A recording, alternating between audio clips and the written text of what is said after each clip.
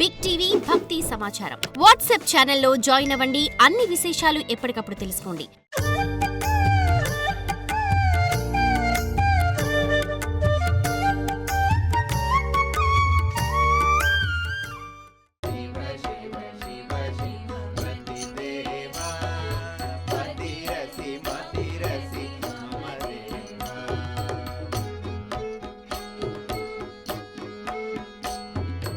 ఖగమృగ నరసుర నికరేషు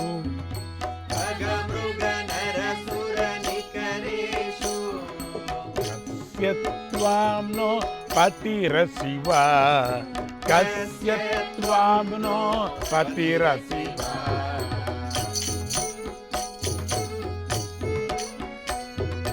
కరపు ముఖముఖ కరణేషు కరపద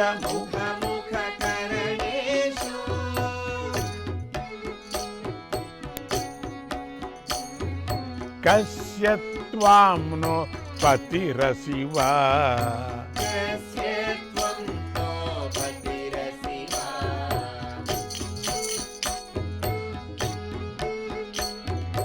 మత్నుతి హుతి ధృతి మతి యోగేషు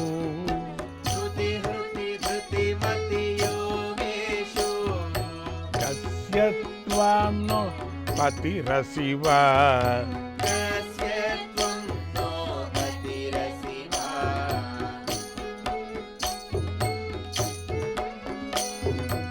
అత మమ మతి గతి విషయేషు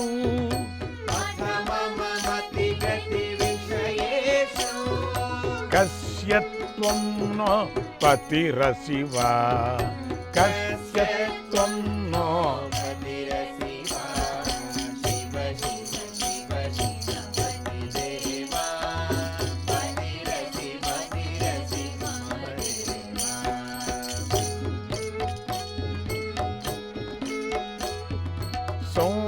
సౌందర్యావధి రసిదేవ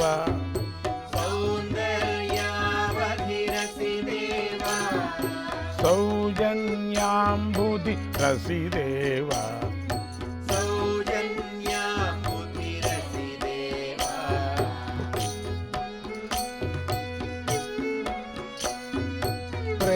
ప్రేమరసాకృతి రసిదేవ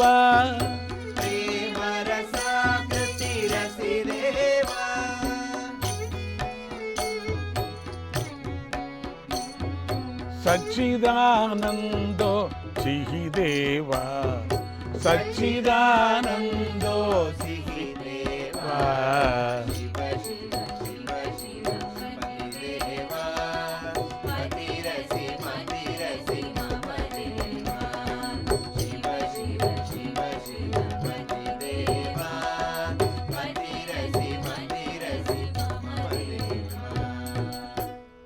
శివ పతిదేవ, నీవే నాకు పతివి మతివి.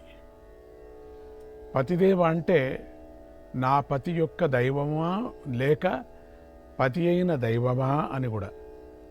దేవా, నీవు ఈ లోకాలకు పతివి, వాటిలో తిరిగే జీవులకు పతివి, వారిని పాలించే దేవతలకు పతివి కదా నాథ. ధనవంతులకు నీవే పతివి, వనాలలో ఉండేవారికి నీవే పతివి, గుణవంతులకు నీవే పతివి గదా నాథ.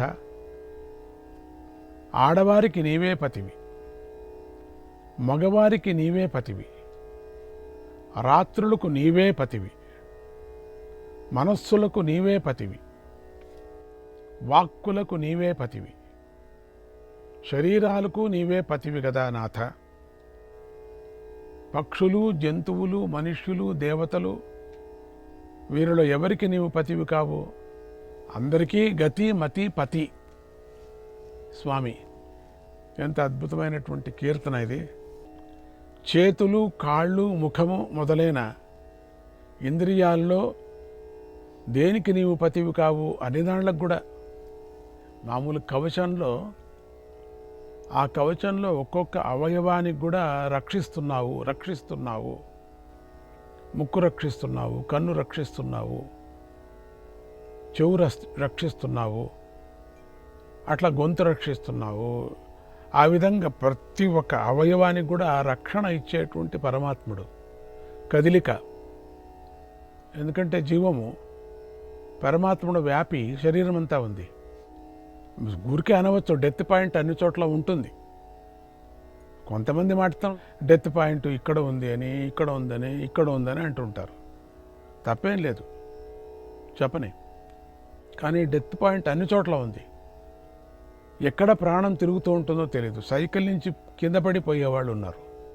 హెడ్ ఇంజరీ, తలకేమీ వేటు పడి ఉండదు, ఆయన కేవలం చెయ్యి ఇరిగి చచ్చిపోయేవాళ్ళు ఉన్నారు. ఆ విధంగా శరీరం అంతా డెత్ పాయింటే. అట్లా చూస్తే ఆ జీవం ఎక్కడుందో తెలీదు, ఎవరికేమవుతుందో తెలీదు. అందుకని ప్రతి ఒక్క అవయము కూడా నువ్వే రక్షిస్తున్నావు, సంచారిస్తున్నావు, సంచారం చేస్తున్నావు. అన్ని చోట్ల ఉండి అక్కడ కూడా ఉన్నావు. మరి అన్ని చోట్ల కూడా కనపడవు, ఇక్కడ కూడా కనపడవు. కానీ ఇది కదలికతో నువ్వు ఉన్నావు, చైతన్యం అనేది తెలుస్తూ ఉంది. అంత మాత్రం చెప్పగలం. ఆ చైతన్యం ఎంత అద్భుతంగా ఉంది చూడండి. దీన్ని ఎత్తు ఉంటే ఎత్తుతుంది చెయ్యి, కన్ను అట్లా కొడుతూ ఉంటే కొడుతూ ఉంటుంది, కన్ను కొడుతూ ఉంటుంది. చెవులు వింటున్నాయి, పాదాలు నడుస్తున్నాయి, మాట్లాడుతున్నా నేను, మీరు వింటున్నారు. భజన పాడేటప్పుడు మీరు నాతో పాడుతున్నారు. ఎంత అద్భుతమైనటువంటి ఈ శరీర రచన, ఎంత ఒక్కొక్కరికి స్నేహం ఉంది ఈ శరీరానికి. ఆ శరీరాన్ని ఏం చేశాం మనం? కామక్రోధాలు తిప్పుకున్నాం. మనం తిప్పుకొని శరీరాన్ని ఎక్కువ తొందరగా నాశనం చేసుకుంటున్నాం. శరీర పోషణ మనం చేసుకోవటం లేదు. అందుకని మహాత్ములందరూ అక్కడ వెళ్ళి హిమాలయాల్లో ఉండేవారు. వాళ్ళకి 600, 700, 900 సంవత్సరాలు బతికేవారు. ఇప్పటికీ కొంతమంది మహాయోగులు బతికారు అని చెప్తారు, చిరంజీవులుగా ఉన్నారు అని. కారణం వాళ్ళలో మొత్తం కలియుగ ప్రకారంగా శరీరంలో ఉండే మాంసం అంతా కరిగిపోయినప్పటికి కూడా జీవం ఉంది వాళ్ళలో. ఎందుకంటే శరీరం అంతా జీవమే అని చెప్పుకున్నాం కదా. భగవద్గీత అదేగా చెప్తున్నది. నేను అన్ని చోట్ల కనపడుతున్నాను, కానీ కనపడను. అన్ని వ్యవహారాలు మానేసి నన్నే శరణు పొందు అని అర్థం.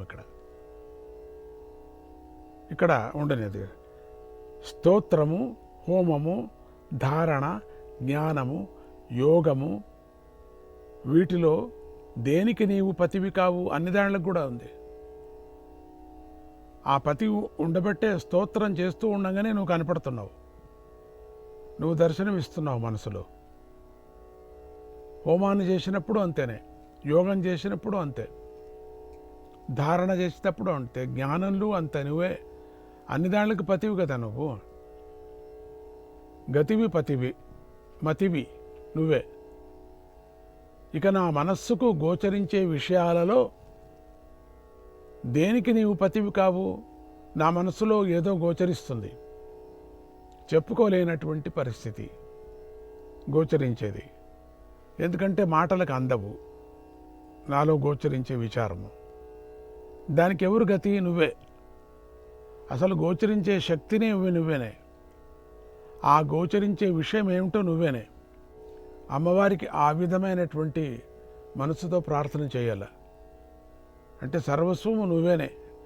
గోచరించే విషయాలలో దేనికి నీవు పతివి కావు? పరమాత్మ, శివదేవా, దేవా, నీవు సౌందర్యానికి అవతివి.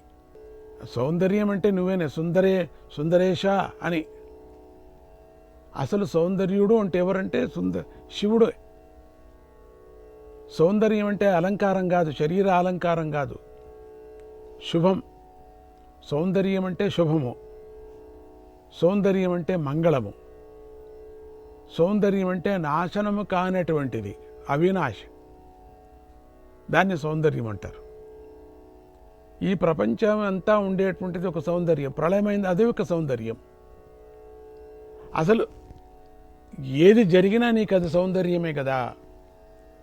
ఎందుకంటే అటువంటి సౌందర్యం ఇంకొకరికి పోల్చడానికి వీల్లేదు అని. సౌజన్యానికి సముద్రానివి నువ్వు.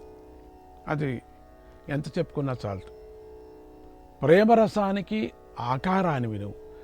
ప్రేమరసం ఆకారము అంటే ఆ శివుడికి ఎంత శక్తి ఉండొచ్చు. ప్రేమ రసానికి, ప్రేమ రసం చూపించడానికి అవుతుందా? ప్రేమ రసాన్ని వివరించవచ్చు కానీ చూపించట. అటువంటి చూపు గల వ్యక్తి ఎవరు? జీవి అంటే నువ్వేనే, అంటే శివుడు.